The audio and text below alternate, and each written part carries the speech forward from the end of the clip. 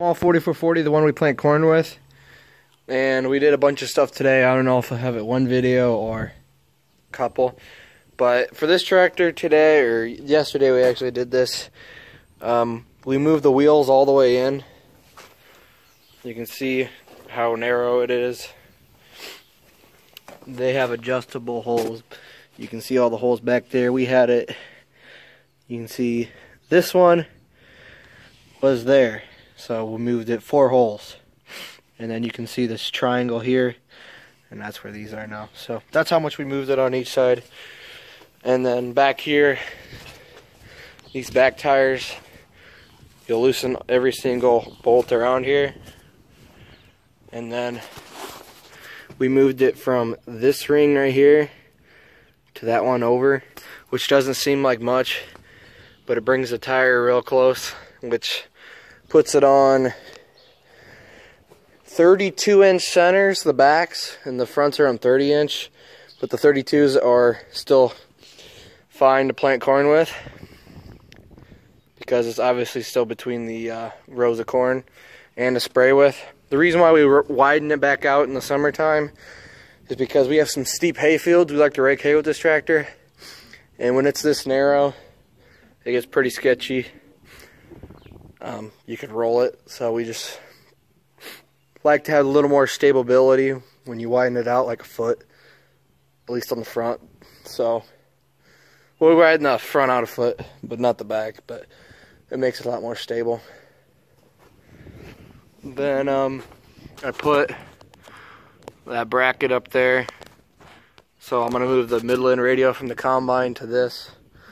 I'm not going to hardwire it in this tractor. I'm just going to plug it into the cigarette lighter so I can switch between this tractor and the combine real easy. I don't think the cigarette lighter works in this tractor, so I'm going to have to fix that too. But anyway, I figured I'd put that up there now. And the combine and this tractor will have their own antenna. All I got to do is unplug the radio and just undo it out of the clip and just pop it in this tractor. I need one more mic holder and then the receiver for the radio I want to buy. But wow, is there no belt on that? Oh yeah, I forgot the AC compressor died, so I think we took it off or something. What the hell? Oh well, we'll figure that out later. Also up in the cab, I put the corn planter monitor in right there. So that's in to plant corn. So this tractor's pretty much ready. We got to get a new AC compressor for this thing. Fix that seat, which I think it just needs a bolt right there. See, the nut is gone.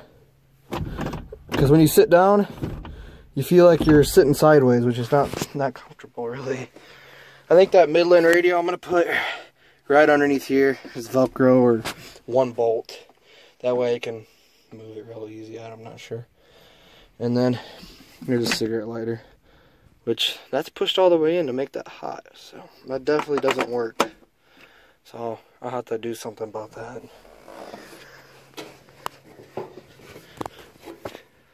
Well, I'll move on to the next tractor. So I'm at the big 4440 now. We put the duals on today. We seed oats with this tractor.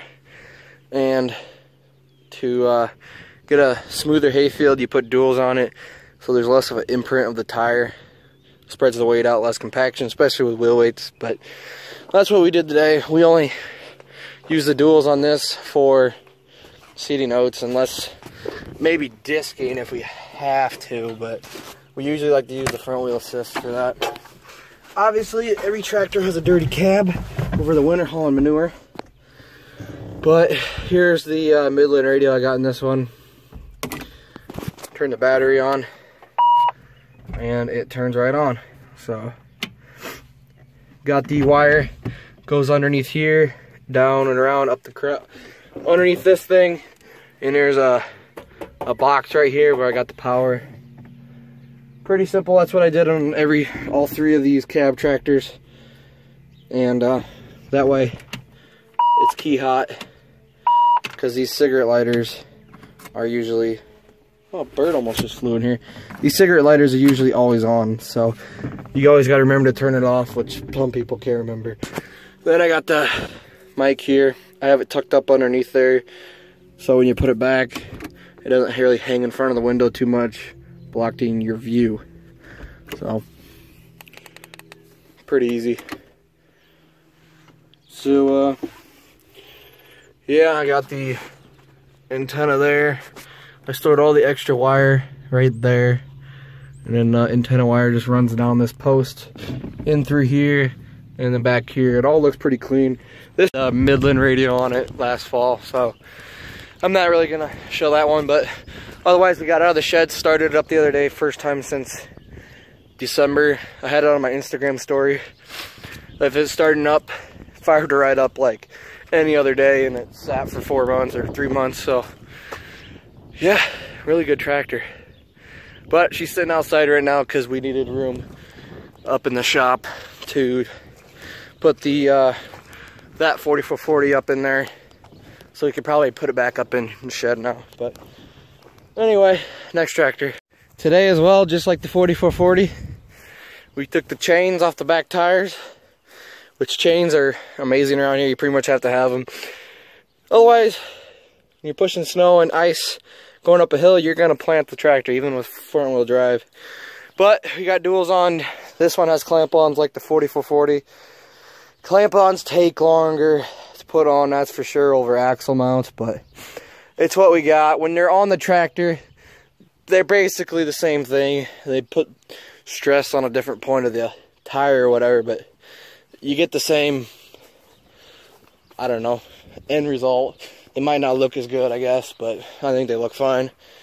Up in here, I had to put the Midland radio on here too. Right here. And mic. I kind of need to tuck this mic around like the other tractor to make it a little better. But back here, I needed to make a little spacer, so I have this like 3.5 inch bracket from this hole to here. That way there's enough room against the window. This way this summer when we're hauling bales or doing field work, chopping hay, moving bales, baling, whatever, everybody, all 4 cab tractors will have the radios always on. And so you talk, you just click the button, blah, blah, blah, blah, need the bale over the hill. And everybody will hear you and be able to talk back.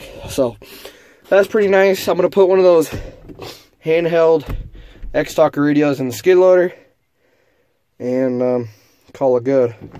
It's getting hot in here, dude. Out in the sun.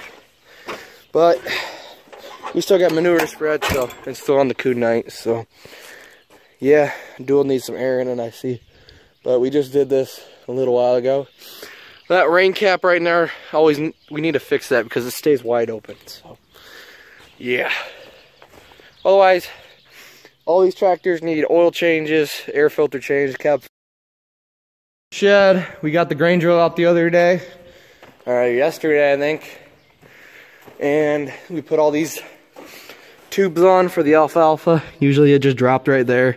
We put about 20-inch extension on it.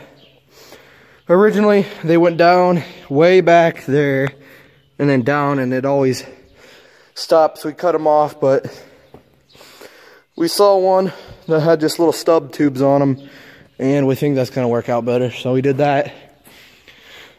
All we gotta do to plant oats is we got her greased the day before we plant oats or the day of. We need to open up these boxes, suck out all the cobwebs, and then load it. We tried sucking it out like weeks in advance, but by the time you seed oats, they'll be full again. So we just do the day of or the morning before. Corn planter. We got a new vacuum gauge on it. The other vacuum gauge only went up to 15. This one goes up to 30. And I guess our corn disc, we're supposed to have it 16. So now we'll be able to get it on the money, because before we just had to pretty much guess what the vacuum was. That little gauge there, 200 freaking bucks. But now we'll actually get to know what the vacuum is, so I don't know. There's all the oats, like I said. That's pretty much what we did in the last day or two. Got a lot of stuff done. Corn planter needs tires aired up and washed off, I guess. Got to fix a wire on it too before we plant.